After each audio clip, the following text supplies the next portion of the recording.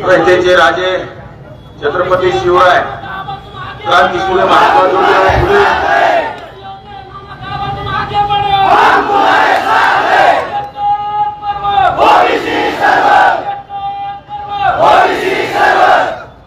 विश्वरत्न Bharat Ratna doctor Babasaheb Ambedkar, Rajshri Shahu Maharaj, राजमाता राष्ट्रमाता अहिल्यादेवी होळकर, राजमाता माँ जिजाऊ, अण्णाभाऊ साठे, संत सेवालाल, संत वामन भाऊ, संत भगवान बाबा आज ज्यांची जयंती आहे असे बिरसा मुंडा,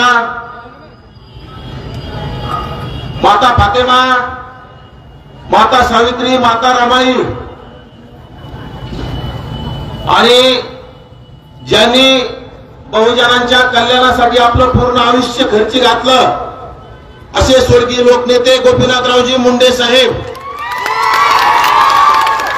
व तसेच ज्या ज्या महापुरुषांनी, महामानवांनी आणि मातांनी आपल्या ओबीसी बहुजनांच्या कल्याणासाठी आपलं संपूर्ण आयुष्य खर्ची घातलं, या सर्वच महापुरुषांना, महामानवांना आणि मातांना माझं त्रिवार अभिवादन आणि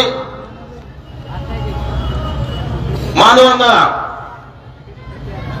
आज परतूर विधानसभा मतदारसंघाचे वंचित बहुजन आघाडीचे अभ्यासू उमेदवार रामप्रसादजी थोरात सर यांच्या प्रचारात मंठा शहरामध्ये होत असलेल्या या प्रचार सभेच्या मंचावर धनगर समाजाचे नेते, ज्यांनी धनगर समाजाला एसटी मधून आरक्षण मिळावं यासाठी पंढरपूर येथे 16 दिवस अन्नत्याग आंदोलन केलं असे माझे मित्र दीपकरावजी बोराडे, राष्ट्रीय समाज पक्षाचे भगवानराव गायकवाड, आमचे मित्र बळीरामजी कडपे साहेब यांचे बंधू भागवतरावजी कडपे, ते मुंडे साहेबांचे जावई आहेत, एकनाथजी टोपे पंचायत समिती सदस्य परचूळ आणि आमचे ज्येष्ठ नेते चोखानाना सौंदर्य, माझे बंधू माधवरावजी वाघमारे फुलवाडीचे सरपंच, दुसरे बंधू रोहनजी वाघमारे, डॉक्टर त्रिभुवन, सुभाषजी जाधव, रवी भडंगे, कल्याणराव जाधव, राजेंद्र वांजुळे सरपंच, अविनाशजी राठोड सरपंच हस्तूर तांडा, निवास भैया आडे, राजेश भैया आडे सरपंच ढोकमाळ आणि पातळीवर आलेले वंचित बहुजन आघाडीचे उमेदवार इंजिनियर सुरेशजी फड, त्यांचे सहकारी मनोहरजी वावळे आणि गेल्या अनेक दशकांपासून ज्यांनी आदरणीय बाळासाहेबांसाठी काम केले असे आमचे मित्र परमेश्वरजी खरात उर्फ पीसी खरात व तसेच विचार मंचावरील ज्येष्ठ श्रेष्ठ मान्यवर समोर बसलेले उन्हात तानात थोरात सरावर जीवापाड प्रेम करणारे बंधू, माता आणि भगिनींनो, गेल्या अनेक वर्षापासून भारत स्वतंत्र झाल्यापासून या राज्यामध्ये 75 वर्ष होऊन गेले। आजपर्यंत आपण मराठा समाजाचे आमदार, खासदार, मंत्री निवडून देत आलो, त्यांना प्रतिनिधित्व देत आलो। या मतदारसंघामध्ये सुद्धा दलेर बापू सोडता आणि जेथलिया सोडता मराठा समाजाशिवाय कुठलाही आमदार आजपर्यंत झालेला नाही। ज्या मतदार संघामध्ये ओबीसी एससी एसटी अल्पसंख्याक जर 2.5 लाखापेक्षा जास्त आकडा असेल या मतदारसंघामध्ये जर मराठा समाजाचा आमदार होत असेल तर आपण सुद्धा कुठेतरी लाजलं पाहिजे, आपण सुद्धा कुठेतरी याचा विचार केला पाहिजे। आपण कोणाला निवडून देतोय? ज्यांना आपण मत दिलेत, ज्याला आपण निवडून दिले, ज्याला आपण भाऊ दादा मामा काका म्हणत आहोत, त्यांनी गेल्या 1.5 वर्षामध्ये तुमच्याच पाठीत खंजीर खुपसण्याला सुरुवात केली। तुम्हाला जे डॉक्टर बाबासाहेब आंबेडकरांच्या संविधानामुळे तत्कालीन पंतप्रधान स्वर्गीय विश्वनाथ प्रताप सिंग यांच्या आशीर्वादानं जे आपल्याला राजकीय आणि शैक्षणिक आरक्षण मिळाले हे संपवण्यासाठी या राज्यातील सर्वच भामटे आमदार, सर्वच जातीवादी मराठी आमदार या जरांगे नावाच्या माकडाला अंतरवाली सराटी जाऊन पाठिंबा दिला। त्या जरांगे नावाच्या माकडाचा कुठलाही संविधानाचा अभ्यास नाही, कुठलाही राजकारणाचा अभ्यास नाही, कुठला समाजकारणाचा अभ्यास नाही। वोटसूट आपले 78 वर्षाचे लोकनेते ओबीसीचं दैवत नामदार छगनरावजी भुजबळ साहेबांवर शिवीगाळ करण्याचं काम तो वारंवार करत असतो।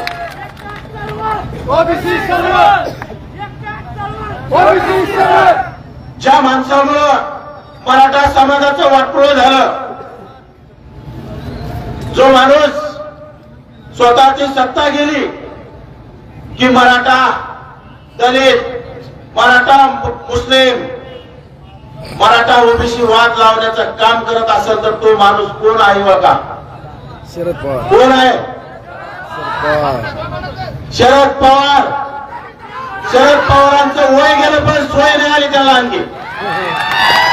आजपर्यंत आपण त्यांना पुरोगामी विचाराचे आणि पुढे शाहू आंबेडकरांचे विचाराचे शरद पवार साहेब म्हणत आलो, परंतु या शरद पवारांनी गेल्या 15 ते 20 महिन्यापासून या मराठवाड्यातून जरांगे नावाच्या माणसाला, अगदी जरांगे नावाच्या 5वी नापास माणसाला समोर करून अंतरवाली सराटीतून तुमचं ओबीसीचं आरक्षण कसं संपवायचंय यासाठी घाट घातला आणि वेगवेगळे अध्यादेश काढायला सुरुवात झाली। त्याच्या जोडीला पुन्हा शरद पवारांच्या जोडीला या राज्याचा जातीवादी, इतिहासातील जातीवादी मुख्यमंत्री एकनाथ शिंदे ज्यांनी अनेक आपल्या ओबीसी मध्ये घुसखोरी करण्यासाठी जीआर काढण्याचं काम केलं, ज्यामध्ये या राज्यामध्ये 57 लाखांपेक्षा जास्त हाताने खाडाखोड केलेल्या बोगस कुणबी नोंदणीमार्फत मराठा समाजाच्या लोकांना बोगस कुणबी प्रमाणपत्र वाटप करण्याचं काम केलंय, ज्याच्या माध्यमातून येणाऱ्या काळात तुमचे ग्रामपंचायत सदस्य सुद्धा होणार नाहीत। ज्या 7 मेंबरची एखादी ग्रामपंचायत असेल त्या गावात 25 प्रमाणपत्र वाटप झाले। बांधवांनो, मला तुम्हाला कळकळीची विनंती करायची, आज आपल्यासाठी मोठं संकट आलेलं आहे। ती रस्त्यावरची लढाई राहिलेली नाही, आता ही लढाई सभागृहात केली पाहिजे आणि सभागृहात आपली लढाईला थोरात सरांसारखे तरुण तडफदार अभ्यासू माणसं सभागृहात गेले पाहिजे। आपण जर झोपलेलो राहिलो, आपण जर याला आपल्या लोकांना सवय, माझ्या घरी आला होता, माझ्या पोत्यावर बसला होता, माझ्या दारात येऊन बसला होता, माझ्या घरी बाजरीची भाकर खाल्ली होती आणि माझ्या खांद्यावर हात टाकला होता आणि मला म्हटला होता 3 पिढ्याचे संबंध आहेत। ते आमचं एक ते घनसावंगीचं बेन कुणाला उठलं सुटलं म्हणतं खांद्यावर हात टाकतं 3 पिढ्याचे संबंध। अरे बाबा, तुझा बापच राजकारणात आला, तुझ्या 3 पिढ्या राजकारणात नाही, तुझे काय 3 पिढ्याचे संबंध असतील? आणि तुमच्या मतदारसंघातला तर अवघडच केलं। तुमच्या मतदारसंघातले चारित्र्यहीन असणारे बापले, ज्यांना घरापर्यंत न्यायला सुद्धा आपण नाही पाहिजे अशा लोकांना आपण आजपर्यंत मत देत आलो, त्यांना आपण ओळखलं पाहिजे। वाईट हेतूचे, वाईट नजरेचे हे लोक आहेत, यांना आपल्या घरापर्यंत आपण का नेलं पाहिजे? अशा लोकांना आपण का मतदान दिलं पाहिजे? ज्यांचा भ्रष्टाचार किती आहे, ज्यांनी आता थोरात सरांनी पाटील काही वेळापूर्वी सांगितलंय की जो पालखी मार्ग, ज्या पालखी मार्गाने मी अनेक वेळा माजलगावला आणि लातूरला जाताना त्या पालखी मार्गाने जातो. रस्त्यात खड्डा आहे का खड्ड्यात रस्ता आहे तो पालखी मार्ग आम्हाला कळत नाही. म्हणजे थोरात सरांनी सांगितल्याप्रमाणे जहाजासारखा खालीवर खालीवर गाडी करते आणि 10 किलोमीटर गेलं की 2 किलोमीटरचा तुकडा कच्चा, 10 किलोमीटर गेलं की 2 किलोमीटरचा तुकडा कच्चा. पुलं सुद्धा तसेच टोल नाके करून ठेवले. त्या टोल नाक्याला सुद्धा सुरू करायला परमिशन नाही कारण रस्ताच कंप्लीट नाही. म्हणजे याच्यामध्ये किती भ्रष्टाचार केला असेल तुम्ही समजून घ्या. ज्या माणसाला थोरात सरांनी सांगितलं की निवडणुकीला उभा राहायला पैसे नव्हते, लोकांनी 100 रुपये गोळा करून देण्याचं काम केलं. त्या माणसाचे जर परभणीपासून तो मरीन ड्राईव्ह पर्यंत जर पैसे आणि जमिनी असतील तर अशा माणसाला आपण का निवडून द्यायचं. खरं तर माझे गरीब मराठ्यांना सुद्धा कळकळीची विनंती आहे. आजपर्यंत त्या निजामी आणि प्रस्थापित मराठ्यांना गरीब मराठ्यांचा सुद्धा वापरच करून घेतलेला आहे. परंतु गरीब मराठ्यांना जरांगे नावाच्या माणसाचा फार धोका आहे. खरं तर गरीब मराठ्यांनी आता तरी डोळे उघडले पाहिजे. जरांगे नावाच्या माणसानं शरद पवारांच्या इशाऱ्यावर गरीब मराठ्यांची सुद्धा फसवणूक केलेली आहे. म्हणायचं काय, मला गरीब मराठ्यांचे लेकरं, माझे गरिबांचे लेकरं, माझ्या लेकरांना आरक्षण मिळालं पाहिजे. अरे तुझं आरक्षण मिळालं होतं. तुम्हाला ईडब्ल्यूएस मधून 10% आरक्षण मिळत असताना, एससीबीसी मधून आरक्षण मिळत असताना तुम्ही ओबीसी मधून ओबीसीचं आरक्षण संपवण्याचा घाट घालता आणि त्या राड्यामध्ये तुमचं स्वतःच ईडब्ल्यूएस मधलं आरक्षण गेलं, ज्यामध्ये गरीब मराठ्यांचे आता पोलीस भरतीमध्ये उमेदवारांचं सुद्धा मोठं नुकसान झालंय. पोलीस झाले असते परंतु त्यामध्ये त्याला पोलीस भरतीमध्ये प्रवेश करता आला नाही. त्यामध्ये एमबीबीएस मध्ये आताच कटाप तुम्हाला माहित असेल, एमबीबीएस मध्ये ओबीसीच्या उमेदवाराला 638 मार्क लागत होते आणि ईडब्ल्यूएस वाला 617 लागत होता. परंतु जरांगे नावाच्या माकडाच्या नादी लागल्यामुळं त्यांचं ईडब्ल्यूएस गेलं आणि ओबीसीचं भेटणारच नाही. जर थोरात सरांसारखे प्रतिनिधी सभागृहात गेले तर जरांगे नावाचे माणसं, त्याचा बाप जरी आला तर त्याला आरक्षण ओबीसीतून मिळवून देणार नाही. मुळात त्याला आरक्षणाची गरजच काय, त्याला आरक्षणाची गरज नसताना कुठेतरी ओबीसीच्या समाज स्थानिक स्वराज्य संस्थेमध्ये प्रतिनिधित्व करायला जात असेल तर त्याला विरोध करण्यासाठी हे केलेलं मोठं षडयंत्र आपण ओळखलं पाहिजे. आपण त्यांच्या शैक्षणिक आणि नोकरीच्या आरक्षणाला कधी विरोध केला नाही. आपण आजपर्यंत त्याच्या खांद्याला खांदा लावून काम करण्याचं काम केलं. परंतु गरीब मराठ्यांना उचकावून समाजामध्ये दहशत माजवण्याचं काम कोणी केलं असेल तर 5वी नापास त्या मोगलीने केलं. बीड जिल्ह्यामध्ये माझ्या माळी समाजाचे हॉटेल जाळण्याचं काम केलं, सोनार समाजाचं दुकान जाळण्याचं काम केलं, माझ्या नावी समाजाचे माजलगाव तालुक्यात गंगाबसला या गावामध्ये दुकानं दुकानं जाळण्याचं काम केलं. याचा बदला आपल्याला घ्यावा लागेल की नाही, बदला ध्यानात आहे का नाही. ती आग तुमच्या डोळ्यामध्ये असली पाहिजे, ती आग तुमच्या हृदयामध्ये असली पाहिजे आणि आपल्या येत्या 20 तारखेला आपण तो बदला घेण्यासाठी आपल्याला मोठी संधी आलेली आहे. बांधांवर गेल्या लोकसभेला, नुकत्याच झालेल्या लोकसभेमध्ये ठरवून पाडण्याचं काम या जरांगे नावाच्या छपरी माणसानं आपल्या नेत्यांना ठरवून पाडलं. याचा आपण बदला घेतला पाहिजे. ज्या लोकनेते स्वर्गीय गोपीनाथरावजी मुंडे साहेबांना या राज्यामध्ये मराठा समाजाचे अनेक तरुण हाताला धरून ज्याला आमदार केलं, ज्याला खासदार केलं, ज्याला मंत्री केलं, मुख्यमंत्री पदापर्यंत देण्याचं काम केलं, त्यामध्ये तुमचा या मतदारसंघातला बबन तात्या सुद्धा आहे. अशा लोकांनी पंकजाताईच्या विरोधात षडयंत्र करण्याचं काम केलं. बीड जिल्ह्यामध्ये सर्वची सर्व मराठा आमदारांनी, जे भाजपचे असतील किंवा महायुतीचे सुद्धा असतील, त्या सर्वांनी आदरणीय पंकजाताईला पराभूत करण्यासाठी पूर्ण षडयंत्र करण्याचं काम केलं. इकडे आपल्या परभणी लोकसभेमध्ये माधवरावजी जानकर साहेबांचे पैसे यांनी खाल्ले, त्यांच्याकडून गाड्या घेतल्या, फक्त फिरण्याचं काम केलं. परंतु त्या फिरणाऱ्या लोकांनी सुद्धा जानकर साहेबांना मतदान केलं नाही. याच्या बदल्याची आग आपल्या मनात असली पाहिजे. माझी मुस्लिम समाजाला सुद्धा कळकळीची विनंती आहे. मुस्लिम समाजाचा लोकसभेला एकमेव उमेदवार इम्तियाज जलील साहेब औरंगाबाद मधून उभा होते, संभाजीनगर मधून उभा होते. त्याला ओबीसी चालत नव्हता. माझा लिंगायत समाजाचा खासदार चंद्रकांत खैरे चालत नव्हता. मग कमीत कमी मुस्लिमांना तरी करायला पाहिजे होतं ना मतदान. ज्या मुस्लिमांनी आणि ज्या दलित बांधवांनी तुम्हाला भरभरून मतदान दिलं, इंडिया आघाडीला आणि मराठ्यांना, या राज्यामध्ये ओबीसींना पराभूत करत असताना संविधान डोक्यात आहे असं सांगण्यात आलं आणि माझ्या दलित बांधवांनी भरभरून मराठ्यांच्या खासदारांना मतदान केलं आणि त्या मराठ्यांच्या लोकांनी माझे श्रद्धेय बाळासाहेब आंबेडकर यांना अकोल्यामधून पराभूत करण्याचं काम केलं. त्यांचेच बंधू अमरावतीमधून आनंदराजे आंबेडकर उभे होते, त्यांना सुद्धा पराभूत करण्याचं काम केलं. इकडं मुस्लिम समाजाचे मत घेतले, सीएए कायदा लागू होणार आहे आणि मुस्लिम समाजाची आता काही खैर नाही अशी मुस्लिम समाजाला भीती दाखवण्याचं काम केलं आणि मुस्लिम समाजाचे पूर्ण मत घेतले आणि मुस्लिम समाजाचे इम्तियाज जलील यांना सुद्धा पराभूत करण्याचं काम केलं. आणि तिथं निवडून कोण आणला? 7वी नापास असणारा गद्दार, दारू विकणारा, गाडग्या तोंडाचा संदीपान भुमरे, म्हणजे ज्याला लोकसभेत काही बोलता येणार नाही असे माणसं निवडून देण्याचं काम यांनी केलं, फक्त आपल्या जातीचा. म्हणजे तो 3ऱ्या क्रमांकावर असणारा संदीपान भुमरे यांना निवडून देतात असेल तर आपला 1 नंबर आज सर्वेमध्ये 1 नंबर असणारे माझे थोरात सर का निवडून येऊ शकत नाहीत? खरं तर या आजची सभा म्हणजे विजयाची सभा असली पाहिजे. मला आत्मविश्वास आहे, ते लोक काही भाड्याने आणलेले नाहीत, ते लोक काही गाड्या घेऊन आणलेले नाहीत, त्या लोकांना काही पाकिट दिलेलं नाही. ते लोक थोरात सरांवर प्रेम करणारे आणि थोरात सरांना आमदार करण्याचा निश्चय करून इथं आलेले आणि थोरात सरांचा विजय इथं कोणी आयरा गायरा कोणी येऊ द्या, कोणाचाही बाप येऊ द्या, थोरात सरांचा विजय कोणी रोखू शकत नाही.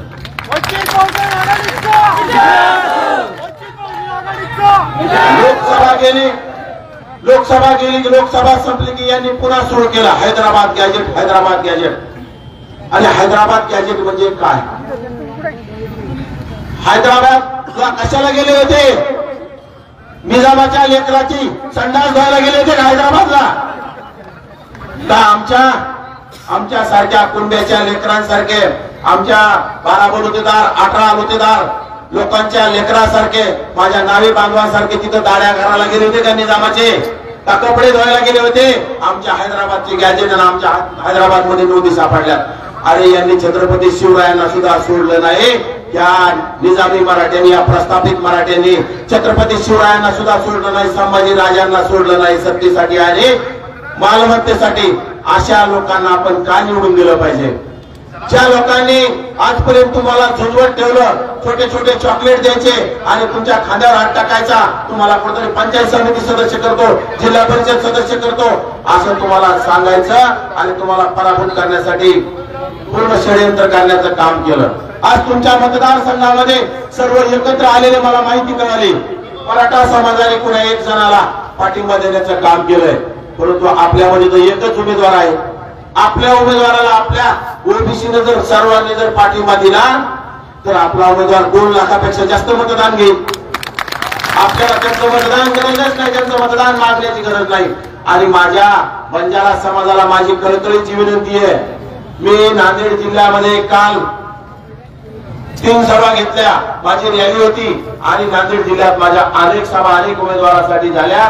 तिथं आमचे बंधू आमदार तुषार भैया राठोड यांच्या गाडीवर, यांच्या ताफ्यावर दगडफेक काम करण्याचं काम या मराठा लोकांनी केलंय. याचा बदला आपण घेतला पाहिजे का नाही बंजारा बांधवांनो? माझ्या बंजारा बांधवांना शेवालालांची शपथ आहे, त्या तुषार भैया राठोडांच्या गाडीवर हल्ला करण्याचा जर बदला घ्यायचा असेल तर तुम्हाला एकजुटीने थोरात सरांना मतदान करावं लागेल. अरे पैसे कोणी देत असेल तर घेऊन टाका, त्यांच्या काही बापाचे पैसे नाहीत, त्यांनी काही कापूस विकून आणलेले नाहीत, त्यांनी काही सोयाबीन विकून आणले नाहीत, ते पैसे आपलेच आहेत, आपल्या कष्टाचे पैसे त्यांनी हडप केले, योजनेच्या माध्यमातून हडप केलेले पैसे, त्यांचे पैसे घ्या, गाड्या घ्या. फक्त माझी तुम्हाला कळकळीची विनंती, मायबाप जनते हो, त्यांच्याकडून दारू घेऊ नका, कारण दारूने माझे लेकरं बाळ वाटुळं होईल. याचं पैसा काय घ्यायचं तर घ्या आणि थोरात सरांना वाटा दिलं तसं पाकिट आणून द्या, कारण की आपला उमेदवार गरीब आहे परंतु स्वच्छ आहे. आपला उमेदवार गरीब आहे पण आपला उमेदवार अभ्यासू आहे. आपला उमेदवार गरीब आहे पण सभागृहात तुमचे प्रश्न मांडण्यासाठी सक्षम आहे. अशा सक्षम उमेदवाराला आपण निवडून दिलं पाहिजे का नाही? आणि येत्या 20 तारखेला तुम्ही 100% निवडून देणार आहात.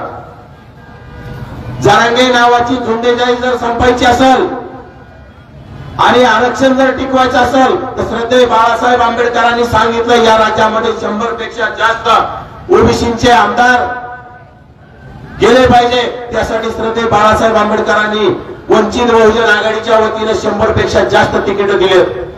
आपल्याला भाजप तिकीट देत नाही, आपल्या लोकांना काँग्रेस तिकीट देत नाही, म्हणजे महायुतीमध्ये 3 पक्ष आपल्या लोकांना तिकीट देत नाहीत। महाविकास आघाडीचे 3 पक्ष म्हणजे आपल्याला तिकीट देत नाहीत। आपलं कोणवादी असेल तर श्रद्धेय बाळासाहेब आंबेडकर। आपल्याला गरिबांचा वादी कोण? श्रद्धेय बाळासाहेब आंबेडकर। त्यामुळे आपल्याला वंचित बहुजन आघाडी परतूरमध्येच नाही, महाराष्ट्रात आम्ही फिरतो, वंचित बहुजन आघाडीचं वातावरण एकदम नंबर 1 वर आहे।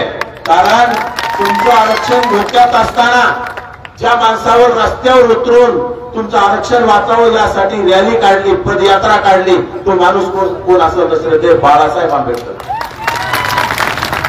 या राज्यामध्ये तुम्हाला भाजपला वाटलं नाही तुमचं आरक्षण वाचलं पाहिजे, काँग्रेसला वाटलं नाही तुमचं आरक्षण वाचलं पाहिजे, आणि राष्ट्रवादी शरद पवारांचं जातीवादी त्यांनी तर ठरवलं तुमचं आरक्षणच संपवायचंय। एकनाथ शिंदेनी तर ठरवलं तुमचं आरक्षण संपवायचंय। त्यामुळं आपलं कोण परतो कोण आपण ओळखलं पाहिजे, आपला शत्रू कोण आपला मित्र कोण आपण ओळखलं पाहिजे, आणि आपलं आरक्षण जर वाचवायचं असेल तर आता रस्त्यावरची लढाई लढून आपलं आरक्षण वाचणार नाही। आणि आम्ही किती दिवस तुमच्यासाठी लढा देणार? आणि येणाऱ्या काळात जर सरकार या जातीवाद्यांचं जर पुन्हा आलं तर आम्ही उपोषण केलं वडीगोद्रीमध्ये जरांगे नावाच्या माकडाच्या विरोधात उपोषण केलं, 11 दिवस उपोषण केलं, पण आता आम्ही 25 दिवस जरी उपोषण केलं आम्ही मेलो तरी सरकार आमचं ऐकणार नाही, तुमचं आरक्षण काढून घेणार। त्यामुळे आम्हाला उपोषण करायला लावू नका।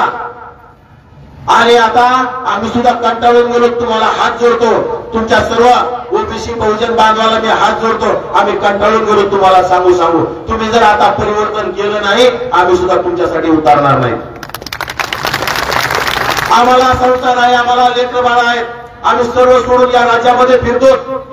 या राज्यामध्ये फिरत असताना आमच्या गाड्यावर हल्ले करण्याचं काम होत आहे। आता नांदेड जिल्ह्यामध्ये प्राध्यापक लक्ष्मण हाके आणि माझ्या गाड्याच्या ताप्यावर दगडफेक मराठा समाजाच्या गावात झाली, परंतु या मराठा समाजाच्या झुंडशाहीला आम्ही भीक घालत नाही। या राज्यामध्ये आम्ही काही बांगड्या घालून फिरत नाहीत, आम्ही काही मेलेल्या आईचं दूध पेलेलं नाही, आम्ही छत्रपती शिवरायांचे मावळे आहोत। आम्ही सुद्धा तशाच तसं उत्तर देण्यासाठी आता येणाऱ्या काळात सज्ज झालं पाहिजे। फक्त आम्हाला तुमची साथ हवी आहे, आणि येणाऱ्या काळात डॉक्टर बाबासाहेब आंबेडकरांचं संविधान वाचवायचं असेल, डॉक्टर बाबासाहेब आंबेडकरांच्या संविधानाने दिलेलं आरक्षण वाचवायचं असेल, माझ्या मुस्लिम समाजाला जर 5% आरक्षण द्यायचं असेल, आणि माझ्या दलित बांधवांसाठी विविध योजना आणायच्या असतील तर आपल्याला वंचित बहुजन आघाडीचे उमेदवार थोरात सरांना निवडून द्यावं लागणार। माझ्या वाड्या वस्त्यावर तांड्यावर विकास होत नाही, आपल्याला निवडणुकाला आपल्या तांड्यावर हात जोडायला येतात, परंतु आपल्या हातातलं कोणतं जात नाही। आपल्या हातात दिवाळी आली की दिवाळी सुद्धा आपल्याला खाता येत नाही, आपल्याला जावं लागतं ऊसतोडीला। माझा बंजारा समाज, माझा वंजारी समाज जर ऊसतोडीला गेला नाही तर या भामट्यांचे कारखाने बंद पडतील महाराष्ट्रातले। परंतु तरी सुद्धा त्यांचा आपण लाख रुपयासाठी आपले लेकरं बाळ सोडून ऊसतोडीला जातो। हे जर आपल्याला येणाऱ्या काळात बंद करायचं असेल, आपला समाज प्रस्थापित करायचा असेल, आपल्या समाजामधील तरुण सुशिक्षित आणि कुठेतरी व्यवसाय उद्योग करण्यासाठी जर पुढे आणायचे असतील तर आपल्याला आपले आमदार सभागृहात पाठवावे लागतील। माता भगिनीने मला सांगायचंय की मराठा समाजामध्ये एखादं लेकरू जन्माला आलं आणि आपल्या ओबीसी बहुजनामध्ये एखादं लेकरू जन्माला आलं पहा, तर माझ्या ओबीसी बहुजनांच्या माता भगिनी काय म्हणतात? आपल्यामध्ये पाळणा गायला जातो। माझ्या ओबीसी बहुजनांच्या माता भगिनी माझा रामग पाळणा गाताना त्याला साधारण करून माझा रामग, माझा लक्ष्मण ग, माझा श्रीकृष्ण ग, आणि मराठ्यांच्या माता भगिनी काय म्हणतात? माझा आमदार ग, माझा खासदार ग, माझा जिल्हा बँकेचा अध्यक्ष ग, माझा मुख्यमंत्री ग, माझा बँक बुडव्या ग, माझा कारखाना खाऊन टाकणारा ग, म्हणजे त्यांनी ठरवलेलं आहे आम्ही जन्माला येताना ठरवू आम्ही राज्यकर्ती जमात व्हायचंय, आम्हाला सत्तेत यायचंय, आम्हाला आमदार व्हायचंय, आम्हाला खासदार व्हायचंय, आम्हाला मंत्री व्हायचंय, आम्हाला बँकेचं कर्ज घेऊन बुडायचंय, आम्हाला कारखाने काढून कारखाने खाऊन टाकायचे, असं त्यांनी ठरवलेलं आहे. की आपण कधी ठरवायचंय, आपण किती दिवस ऊस तोडायचा आहे माता माऊल्यांनो. आपण माता माऊल्यांनी आपल्या गावातील आपल्या पाहुण्या रावळ्यांना सगळ्या माता भगिनींना सांगितलं पाहिजे आता आपला माणूस आपल्या हक्कासाठी लढणारा माणूस सभागृहात पाठीला पाहिजे. आपले माणसं कोण? माझा माळी समाज, धनगर समाज, वंजारी समाज, बंजारी समाज, सुतार, लोणास, लोहार, कुंभार, बिगर, रामोशी, लिंगायत हे माझे समाज आहेत. अशा 300 पेक्षा जास्त जाती या राज्यामध्ये ओबीसी मध्ये आहेत. जर ओबीसी सत्तेत आला तर माझ्या दलित मुस्लिम ओबीसी बांधवांना कुठलंही कमी पडणार नाही. आपसात भांडण लावून दिल्या जातात. आजपर्यंत माझ्या दलित समाज बांधवांनी अन्याय काय असतो त्यांना माहिती आहे, आपल्या ओबीसी बांधवांना अन्याय काय माहितच नाही. माझ्या दलित बांधवांनी एक काळ बघितलाय ठोकायला बडका आणि पाय उपटू नये म्हणून मागं झाडू बांधलेला होता माझ्या दलित बांधवांच्या पाठीशी. परंतु ती पाळी येणाऱ्या काळात ओबीसीहून येणारे आपण जर एकत्र नाही झालो तर ती झुंडशाही तुम्हाला त्या परिस्थितीला आणणार आहे. आज नेत्यांच्या गाड्या फोडल्या जातात, आमच्या सारख्या तरुण समाजासाठी झटणाऱ्या कार्यकर्त्याला धमक्या दिल्या जातात, आम्हाला शिवीगाळ केली जाते. परंतु तुम्ही जोपर्यंत आमच्या पाठीशी तोपर्यंत आम्ही या माकडांना अजिबात घाबरत नाही. त्या झुंडशाहीला आम्ही घाबरत नाही. परंतु तुम्हाला आम्हाला आशीर्वाद द्यावा लागेल. ते बघा हाके असेल किंवा मी असेल, आम्हाला काही आमदार व्हायचं नाही, खासदार व्हायचं नाही, परंतु आमचं एकच स्वप्न आहे की सभागृहामध्ये माझे 100 पेक्षा ओबीसीचे आमदार गेले पाहिजे. त्यांच्या जोडीला एससी, एसटी आणि मायनॉरिटी मुस्लिमचे समाजाचे 50 पेक्षा जास्त आमदार गेले पाहिजे आणि या राज्याचा मुख्यमंत्री ओबीसीचा झाला पाहिजे. तरच ओबीसीचा कायापालट झाल्याशिवाय राहणार नाही. आज राज्यामध्ये 29 पैकी आजपर्यंत 29 मुख्यमंत्री झाले. 29 पैकी 22 मुख्यमंत्री मराठा समाजाचे झाले. ओबीसींना काय काही ठीक 1-2 झाले, त्यांना थोडा काळ मिळाला, त्यांना सुद्धा अडकवण्याचं काम केलं. या राज्यामध्ये 288 पैकी 200च्या आसपास आमदार यांचे, या राज्यामध्ये 48 पैकी 32 खासदार यांचे, तरी सुद्धा हे आरक्षण मागतात. म्हणजे याला किती जरी दिलं त्यांचं पोट भरत नाही. त्यामुळे आपण आता ठरवलं पाहिजे आम्ही आमच्याच माणसाला मत देणार, पैसे कोणाचेही घेणार, परंतु मत आमच्या थोरात सरांना देणार ही आपल्या सर्वांना कळकळीची विनंती करू. आज आमचे सहकारी प्राध्यापक लक्ष्मण हाके येणार होते, परंतु काय झालंय अनेक राज्यामध्ये सभा येतं, वेळ कमी आहे आणि आपले उमेदवार गरीब आहेत. आम्हाला काही हेलिकॉप्टर नाही किंवा चॉपर नाही किंवा विमानाने आम्हाला प्रवास करता येत नाही. त्याला वेळ झाल्यामुळे इकडे येता आलं नाही. पुन्हा एक सभा ती ऍडजस्ट करतात. मी आता ही सभा करून मला भोकरदन मतदारसंघामध्ये 2 सभा करायच्या, उद्या 3 सभा आहेत, परवा दिवशी बाळासाहेबांसोबत 5 सभा आहेत मला. आम्ही गरिबांची लेकर आहोत. गरिबांच्या लेकराला आशीर्वाद दिला तर गरिबांचं भलं होईल. तुम्ही प्रस्थापितांच्या लेकराला जर आशीर्वाद दिला तर प्रस्थापितांचंच भलं होईल. आणि प्रस्थापित तुम्हाला पायाखाली चिरडवल्याशिवाय राहणार नाही. तुम्हाला जर चिरडून घ्यायचं नसेल तर या प्रस्थापित धनदांडग्या आणि भामट्यांना आता घराचा रस्ता दाखवला पाहिजे. आणि इथं आजपर्यंत भ्रष्टाचार करणारे मंठा अर्बन बँकेमध्ये भ्रष्टाचार करून बंद पाडली ही सुद्धा तुम्हाला माहित असेल. मंठा कृषी उत्पन्न बाजार समितीमध्ये सर्व पक्ष म्हणून मिळून घेण्याचं काम केलंय. महाराष्ट्र राज्य सर्वात भ्रष्टाचार यांच्या राहण्यात मंठा भ्रष्टाचार मंठ्यात झाला महाराष्ट्रात. आणि यांना जोडीला उमेदवार कोण आहेत जे आपल्याला काँग्रेसकडून आजपर्यंत उमेदवार म्हणत होतो आपण, हे उमेदवार मॅनेज उमेदवार आहेत, डमी उमेदवार आहेत. हे आपण शोधलं पाहिजे. यांना मतदान व्हायला घालू नका. आपल्या माणसाने फक्त आपल्या माणसाला मतदान करायचं. जे जरांगे नावाच्या माकडाला अंतरवाली सराटीत जाऊन पाठिंब्याचे पत्र देतात, तुमचं आरक्षण संपवण्यासाठी गाड घालतात. असा कोणी असेल तो मिळून सांगल मी सुद्धा अल्पसंख्याक आहे, मी तुमचा आहे, तो आपला नाही. त्यांनी जरांगेचे पाय दाबण्याचं काम त्या आंतरवाली सराटीत जाऊन केलंय. तिथं आंतरवाली सराटीच्या अगदी 1.5 किलोमीटर आपलं उपोषण सुरू असताना त्याला आपलं उपोषण दिसलं नाही ओबीसीचं, तो आपला ओबीसीचा कसा असू शकतो, अशा भामट्यांना सुद्धा आपण बाजूला केलं पाहिजे. आणि खरं तर या मतदारसंघात जातीवादी आणि भ्रष्टाचारी बबनराव लोणीकर यांच्या बुडावर लाद घालून मतदारसंघाच्या बाहेर काढलं पाहिजे. आणि माझा तरुण तडफदार अभ्यासू उमेदवार जो मतदारसंघाचा आवाज, मतदारसंघाचा विकासासाठी विधान भवनामध्ये तुमचा आवाज बनू पाहताय, अशा स्वच्छ आणि क्लीन माणसाला सभागृहात पाठवावं अशी आमचे थोरात सर यांची निशाणी. गॅस सिलेंडर आपल्या माता भगिनींना आवर्जून सांगतो, माता भगिनीचं आणि गॅस सिलेंडरचं नातं फार जवळच आहे. माता भगिनींना गॅस सिलेंडरचा जास्तीत जास्त प्रचार करावा.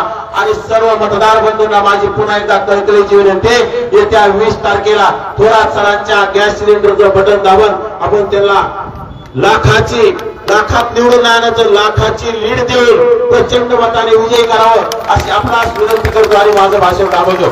जय भीम, जय ओबीसी.